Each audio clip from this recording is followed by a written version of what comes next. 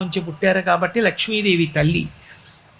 ఆవిడ అక్కడ పెద్ద ఆసనం మీద కూర్చుని ఉంటే ఆ పుర్రె పట్టుకుని పేరు చదువుతాట. అమ్మ, ఈ పుర్రె గత జన్మలో ఫలానా వారిది, ఈ జన్మలో మళ్ళీ దీన్ని పంపిస్తున్నాను, పుడుతోంది, దీనికి ఎంత ఐశ్వర్యం ఇమ్మంటావు అని అడుగుతాట.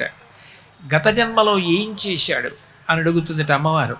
కబుర్లు చెప్పిన వాడికి కాదు అమ్మవారు ఇచ్చేది, ఇలా పెట్టినవాడు ఎవరున్నాడో వాణ్ణి చూస్తుందట అమ్మవారు.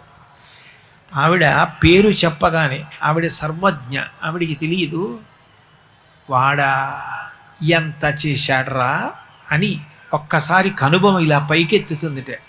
నేను వాడికి ఇచ్చాను, వాడు సమాజానికి అంత పెట్టాడు, ఎంతమంది అన్నం తిన్నారో, ఎంతమంది చదువుకున్నారో, ఎంతమందిని వృద్ధిలోకి తీసుకొచ్చాడో, అంతమంది వృద్ధిలోకి వస్తే తాను ఆనందపడిపోయాడు రా, వాడికి మళ్ళీ రెట్టింపి అంటుందట.